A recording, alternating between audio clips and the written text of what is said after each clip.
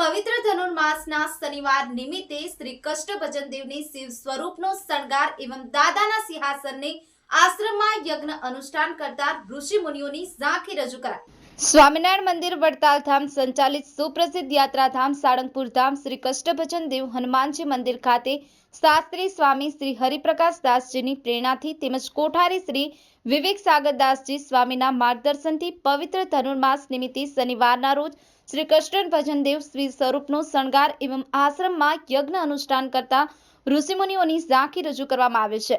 સવારે મંગળા આરતી પૂજારી સ્વામી દ્વારા તથા શણગાર આરતી કોઠારી શ્રી વિવેકા સાગરદાસજી સ્વામી અથાણાવાળાએ કરી હતી। આજે કરાયેલ શણગાર વિશે કોઠારી શ્રી વિવેક સાગરદાસજી સ્વામી અથાણાવાળાએ જણાવ્યું હતું કે પવિત્ર ધનુર્માસનો શનિવાર છે, જેથી શ્રી કષ્ટભજન દેવની શિવ સ્વરૂપનો શણગાર ધરાવાયો છે। સમગ્ર ધનુર્માસ નિમિત્તે દાદાને મંદિર પરિસરમાં આવેલ યજ્ઞશાળામાં નિત્ય હોમ હવન યજ્ઞ અનુષ્ઠાન કરવામાં આવી રહ્યું છે।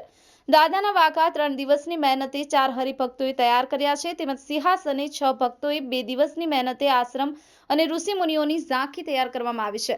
પવિત્ર ધનુર્માસ નિમિત્તે શ્રી કષ્ટભજન દેવ હનુમાનજી મંદિર આયોજિત સાળંગપુર ધામમાં પારિવારિક શાંતિ માટે મંદિરના પટાંગણમાં યજ્ઞશાળામાં શ્રી હનુમાન ચાલીસા યજ્ઞનું આયોજન તારીખ 16/12/2024 થી 14 જાન્યુઆરી 2025 સુધી કરવામાં આવ્યું છે।